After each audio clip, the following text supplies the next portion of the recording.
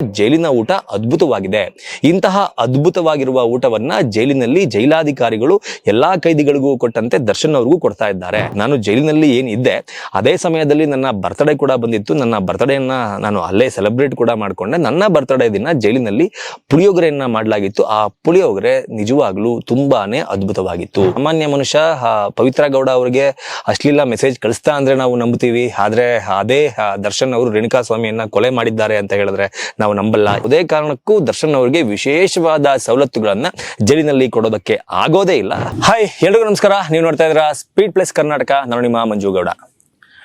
ನಟ ದರ್ಶನ್ ಅವರು ಜೈಲಿಗೆ ಹೋದಾಗಿಂದ ಇಂದಿನವರೆಗೂ ಕೂಡ ಸಾಕಷ್ಟು ವಿಚಾರಗಳಲ್ಲಿ ಮಾಧ್ಯಮಗಳ ಗಮನವನ್ನ, ಅದರ ಜೊತೆಗೆ ಕರ್ನಾಟಕದ ಜನರ ಗಮನವನ್ನ ಸೆಳಿತಾನೆ ಇದ್ದಾರೆ ಅಂತಾನೆ ಹೇಳ್ಬೇಕು.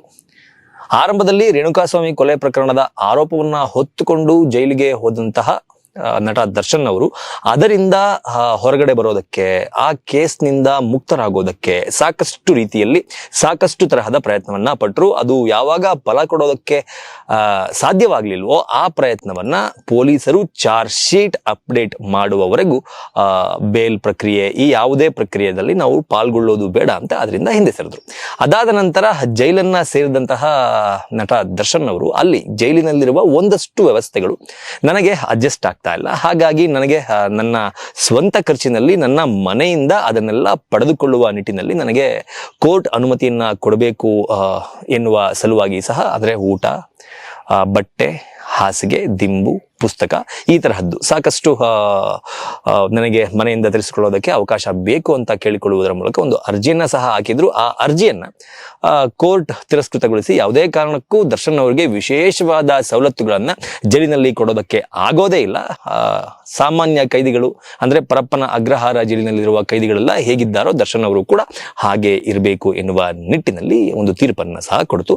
ಅದನ್ನ ಪ್ರಶ್ನಿಸಿ ಇದೀಗ ದರ್ಶನ್ ಅವರ ಪರ ವಕೀಲರು ಹೈಕೋರ್ಟ್ ನಲ್ಲಿ ಅರ್ಜಿ ಸಲ್ಲಿಸುವ ನಿಟ್ಟಿನಲ್ಲಿ ಎಲ್ಲಾ ರೀತಿಯ ತಯಾರಿಗಳನ್ನ ಮಾಡ್ಕೊಂಡಿದ್ದಾರೆ. ಯಾಕಂತಂದ್ರೆ ಮೊನ್ನೆ ಹೈಕೋರ್ಟ್ ನಲ್ಲಿ ಏನು ಅರ್ಜಿಯನ್ನ ಸಲ್ಲಿಸಲಾಗಿತ್ತು ಅದನ್ನೇ ಸೆಷನ್ಸ್ ಕೋರ್ಟ್ ನಲ್ಲೂ ಸಹ ಸಲ್ಲಿಸಲಾಗಿದ್ರಿಂದ, ಅದನ್ನ ನ್ಯಾಯಾಧೀಶರು ಒಪ್ಪಿಲ್ಲವಾದ್ರಿಂದ ಅದರಲ್ಲಿ ಇನ್ನೊಂದಷ್ಟು ಅಂಶಗಳನ್ನ ಸೇರಿಸಿ ನಾವು ಮುಂದಿನ ದಿನಗಳಲ್ಲಿ ಅರ್ಜಿಯನ್ನ ಹಾಕೋಣ ಅಂತ ಉದ್ದೇಶದಿಂದ ಈಗ ಹಾಕಿರುವ ಅರ್ಜಿಯನ್ನ ಹಿಂಪಡೆದಿದ್ದು ಕೂಡ ಆಗಿದೆ. ಇದೀಗ ಈ ಪ್ರಕರಣಕ್ಕೆ ಸಂಬಂಧಪಟ್ಟಂತೆ ಸ್ಯಾಂಡಲ್ವುಡ್ ನ ನಟ ಹಾಗೂ ಸಾಮಾಜಿಕ ಕಳಕಳಿ ಇರುವಂತಹ ಚಿಂತಕರಾಗಿರುವಂತಹ ಚೇತನ್ ಅವರು ಸಾಕಷ್ಟು ಮಾತುಗಳನ್ನ ಆಡಿದ್ದಾರೆ ಅಂತ ಹೇಳಬೇಕು. ಏನು ಚೇತನ್ ಅವರು ಸಾಕಷ್ಟು ವಿಚಾರಗಳ ಬಗ್ಗೆ ನಿನ್ನೆ ಮಾತನಾಡಿದ್ದಾರೆ. ಅಂದ್ರೆ ಸ್ಯಾಂಡಲ್ವುಡ್ ನಲ್ಲಿ ಯಾವುದಾದ್ರೂ ಸೂಪರ್ ಸ್ಟಾರ್ ನಟರುಗಳು ಸತ್ರೆ ಅವರಿಗೆ ಸಮಾಧಿಯನ್ನ ನಿರ್ಮಾಣ ಮಾಡೋದಕ್ಕೆ ಟ್ಯಾಕ್ಸ್ ಹಣವನ್ನ ಕೊಡಬಾರದು. ಅವರು ಬದುಕಿದ್ದಾಗ ಏನು ಅವರು ಸಿನಿಮಾದಲ್ಲಿ ಅಭಿನಯಿಸಿರ್ತಾರೆ, ಏನು ಅವರು ಸೂಪರ್ ಸ್ಟಾರ್ ಆಗಿರ್ತಾರೆ, ಅದೆಲ್ಲವೂ ಕೂಡ ಜನರ ದುಡ್ಡಿನಿಂದ, ಅವರ ಬಳಿ ದುಡ್ಡಿರುತ್ತೆ, ಅವರ ಸ್ವಂತ ದುಡ್ಡಿನಲ್ಲೇ ಅವರು ಸಮಾಧಿಯನ್ನ ನಿರ್ಮಾಣ ಮಾಡಿಸ್ಕೋಬೇಕು. ಅದರ ಜೊತೆಗೆ ಕರ್ನಾಟಕದಲ್ಲಿ, ಅದರಲ್ಲೂ ಕನ್ನಡ ಚಿತ್ರರಂಗದಲ್ಲಿ ಸ್ಟಾರ್ ಗಿರಿ ಅನ್ನೋದು ತುಂಬಾ ದೊಡ್ಡ ಮಟ್ಟದಲ್ಲಿದೆ. ಸ್ಟಾರ್ಗಳಿಗೆ ನಾವು ಜಾಸ್ತಿ ವ್ಯಾಲ್ಯೂಗಳನ್ನ ಕೊಡಬಾರದು. ಸ್ಟಾರ್ಗಳಿಗಿಂತ ಹೆಚ್ಚು ವ್ಯಾಲ್ಯೂಗಳನ್ನ ನಾವು ನಿರ್ದೇಶಕರಿಗೆ, ಬರಹಗಾರರಿಗೆ, ನಿರ್ಮಾಪಕರಿಗೆ, ಇವರಿಗೆಲ್ಲ ಕೊಡಬೇಕು. ಇವರೆಲ್ಲ ಇದ್ರೆ ಒಬ್ಬ ಸ್ಟಾರ್ ಆಗೋದು. ಅದರ ಜೊತೆಗೆ ಒಬ್ಬ ರೇಣುಕಾಸ್ವಾಮಿ ಸಾಮಾನ್ಯ ಮನುಷ್ಯ ಪವಿತ್ರ ಗೌಡ ಅವರಿಗೆ ಅಶ್ಲೀಲ ಮೆಸೇಜ್ ಕಳಿಸ್ತಾ ಅಂದ್ರೆ ನಾವು ನಂಬುತ್ತೀವಿ. ಆದ್ರೆ ಅದೇ ದರ್ಶನ್ ಅವರು ರೇಣುಕಾಸ್ವಾಮಿಯನ್ನ ಕೊಲೆ ಮಾಡಿದ್ದಾರೆ ಅಂತ ಹೇಳಿದ್ರೆ ನಾವು ನಂಬಲ್ಲ. ಈ ತರಹದ ಮನಸ್ಥಿತಿಗಳು ಬದಲಾಗಬೇಕು. ಹೀಗೆ ಸಾಕಷ್ಟು ವಿಚಾರಗಳ ಬಗ್ಗೆ ಅವರು ನಿನ್ನೆ ಒಂದು ಪತ್ರಿಕಾಗೋಷ್ಠಿಯಲ್ಲಿ ಮಾತನಾಡಿದ್ದಾರೆ. ಅದರ ಜೊತೆಗೆ ಪ್ರಮುಖವಾಗಿ ಅವರು ಮಾತನಾಡಿರುವ ಒಂದು ಅಂಶ ಏನಪ್ಪಾ ಅಂತಂದ್ರೆ, ಈಗ ದರ್ಶನ್ ಅವರು ಬಹಳಷ್ಟು ದಿನಗಳಿಂದ, ಆಲ್ಮೋಸ್ಟ್ ಕಳೆದ 1 ತಿಂಗಳಿಂದಾನೇ ಅಂತಾನೆ ಹೇಳಿದ್ರು ಕೂಡ ತಪ್ಪಾಗಲ್ಲ, ಕಳೆದ ಒಂದು 25-30 ದಿನಗಳಿಂದ ಕೋರ್ಟ್ ನ ಮೊರೆ ಹೋಗಿದ್ದಾರೆ. ನನಗೆ ಮನೆ ಊಟ ಬೇಕು, ನನಗೆ ಜೈಲು ಊಟ ಆಗ್ತಾ ಇಲ್ಲ, ನನಗೆ ಫಿಟ್ನೆಸ್ ಮೇಂಟೈನ್ ಮಾಡೋದಕ್ಕೆ ಕಷ್ಟ ಆಗ್ತಾ ಇದೆ, ನನಗೆ ಜ್ವರ ಬರ್ತಾ ಇದೆ, ನನಗೆ ಭೇದಿ ಆಗ್ತಾ ಇದೆ, ನನಗೆ ಫುಡ್ ಪಾಯ್ಸನ್ ಆಗ್ತಾ ಇದೆ, ಈ ತರಹದ ಸಾಕಷ್ಟು ಕಾರಣಗಳನ್ನ ಕೊಟ್ಟು ಮನೆಯ ಊಟವನ್ನ ಬೇಕು ಅಂತ ಕೇಳ್ತಾ ಇರುವ ಈ ವಿಷಯಕ್ಕೆ ಸಂಬಂಧಪಟ್ಟಂತೆ ಚೇತನ್ ಅವರು ಮಾತನಾಡಿದ್ದಾರೆ.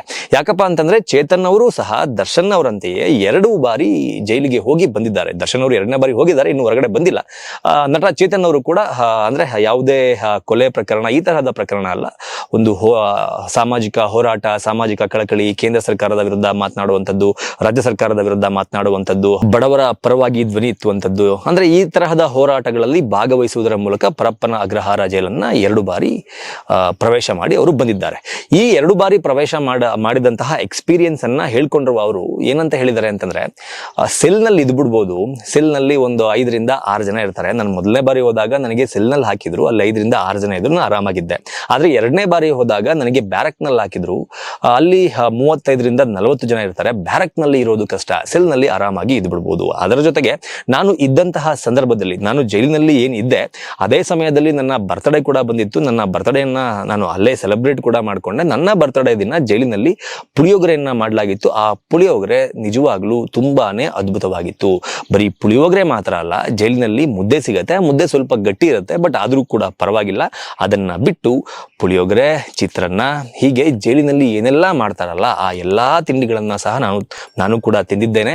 ಅದರಿಂದ ನನಗೆ ಯಾವುದೇ ತರಹದ ಸಮಸ್ಯೆ ಕೂಡ ಆಗಿಲ್ಲ. ಅಂದ್ರೆ ಚೇತನ್ ಅವ್ರನ್ನು ನೀವು ಗಮನಿಸಬಹುದು, ಅವರು ಜಿಮ್ಗೆ ಹೋಗ್ತಾರೆ, ಅವರು ಕೂಡ ಆಕ್ಟರ್, ಅವರು ವರ್ಕೌಟ್ ಮಾಡ್ತಾರೆ, ಅವರು ಡಯಟ್ ಮಾಡ್ತಾರೆ, ಸಾಕಷ್ಟು ಈ ತರಹದ ಕೆಲಸಗಳಲ್ಲಿ ಅವರು ತೊಡಸ್ಕೊಂಡಿದ್ದಾರೆ. ಇದು ಯಾವುದಕ್ಕೂ ನನಗೆ ಜೈಲಿನ ಒಳಗಡೆ ತೊಂದರೆ ಆಗೇ ಇಲ್ಲ ಎನ್ನುವ ರೀತಿಯಲ್ಲಿ ಅವರು ಮಾತನಾಡುವ ಮೂಲಕ ಜೈಲಿನ ಊಟ ಸರಿ ಇಲ್ಲ, ನನಗೆ ಮನೆ ಊಟ ಬೇಕು ಅಂತ ಕೋರ್ಟ್ಗೆ ಅರ್ಜಿಯನ್ನ ಸಲ್ಲಿಸಿರುವಂತಹ ದರ್ಶನ್ ಅವರಿಗೆ ಒಂದು ರೀತಿಯಲ್ಲಿ ಟಾಂಟ್ ಕೊಟ್ಟಿದ್ದಾರೆ ಅಂತಾನೆ ಹೇಳಬಹುದು. ಯಾಕಪ್ಪ ಅಂತಂದ್ರೆ ಜೈಲಿನ ಊಟ ಅದ್ಭುತವಾಗಿದೆ. ಇಂತಹ ಅದ್ಭುತವಾಗಿರುವ ಊಟವನ್ನ ಜೈಲಿನಲ್ಲಿ ಜೈಲಾಧಿಕಾರಿಗಳು ಎಲ್ಲಾ ಕೈದಿಗಳಿಗೂ ಕೊಟ್ಟಂತೆ ದರ್ಶನ್ ಅವ್ರಿಗೂ ಕೊಡ್ತಾ ಇದ್ದಾರೆ. ನನಗೆ 2 ಬಾರಿ ಕೂಡ ಜೈಲಿಗೆ ಹೋದಾಗ ಆಗದೇ ಇರುವಂತಹ ಎಕ್ಸ್ಪೀರಿಯನ್ಸ್ ನಟ ದರ್ಶನ್ ಅವ್ರಿಗೆ ಯಾಕಾಗ್ತಾ ಇದೆ? ಊಟ ನಿಜವಾಗ್ಲೂ ಚೆನ್ನಾಗಿದೆ. ಅಂತ ಚೆನ್ನಾಗಿರುವ ಊಟವನ್ನ ಸಹ ದರ್ಶನ್ ಅವರು ಸರಿ ಇಲ್ಲ ಅಂತ ಹೇಳ್ತಾ ಇರೋದಕ್ಕೆ ಕಾರಣ ಏನು? ಈ ತರಹದ ಸಾಕಷ್ಟು ಪ್ರಶ್ನೆಗಳನ್ನ ಎತ್ತಿ ರೇಣುಕಾಸ್ವಾಮಿ ಕುಟುಂಬಕ್ಕೆ ನ್ಯಾಯ ಸಿಗಬೇಕು. ಅದರ ಜೊತೆಗೆ ಕರ್ನಾಟಕದಲ್ಲಿ ಕನ್ನಡ ಚಿತ್ರರಂಗದಲ್ಲಿ ಒಂದಷ್ಟು ಏನು ಬೆಳವಣಿಗೆಗಳಾಗ್ತಾ ಇದೆ, ಆ ಬೆಳವಣಿಗೆಗಳು ಒಳ್ಳೇದಲ್ಲ. ಈ ಬೆಳವಣಿಗೆಗಳು ಆದಷ್ಟು ಬೇಗ ಕೊನೆ ಆಗಬೇಕು ಅನ್ನೋ ನಿಟ್ಟಿನಲ್ಲಿ ಸಾಕಷ್ಟು ಮಾತುಗಳನ್ನ ಆಡಿದ್ದಾರೆ. ಅದರಲ್ಲೂ ಈ ಊಟದ ವಿಚಾರ ನಿನ್ನೆಯ ಪ್ರೆಸ್ ಮೀಟ್ ನಲ್ಲಿ ಸಾಕಷ್ಟು ಗಮನವನ್ನ ಸೆಳೀತು ಅಂತ ಹೇಳ್ಬೇಕು. ಏನನ್ಸುತ್ತೆ ನಿಮ್ಗೆ ಇದ್ರ ಬಗ್ಗೆ? ಚೇತನ್ ಅವರು ಹೇಳ್ತಾ ಇರೋದು ಸರಿ ಇದೆಯಾ? ಜೈಲಿನ ಊಟ ನಿಜವಾಗ್ಲೂ ಚೆನ್ನಾಗಿದೆ, ದರ್ಶನ್ ಅವರು ಸುಳ್ಳು ಹೇಳ್ತಾ ಇದ್ದಾರೆ ಅನ್ನೋ ರೀತಿಯಲ್ಲಿ ಚೇತನ್ ಅವರು ಮಾತನಾಡಿದ್ದು ಸರಿ ಇದೆಯಾ, ಅಥವಾ ಚೇತನ್ ಅವರು ಮಾತನಾಡಿದ್ದು ತಪ್ಪಾಗಿದೆಯಾ? ದರ್ಶನ್ ಅವರು ನಡ್ಕೊಳ್ತಾ ಇರೋದು ಸರಿ ಇದೆಯಾ ಅನ್ನೋದನ್ನ ಕಮೆಂಟ್ ಬಾಕ್ಸ್ ಮೂಲಕ ತಿಳಿಸಿ ಅಂತ ಕೇಳ್ಕೊತಾ ಈ ವಿಡಿಯೋ ಮುಗಿಸ್ತಾ ಇದ್ದೀನಿ. ನಮಸ್ಕಾರ. Weight plus Karnataka.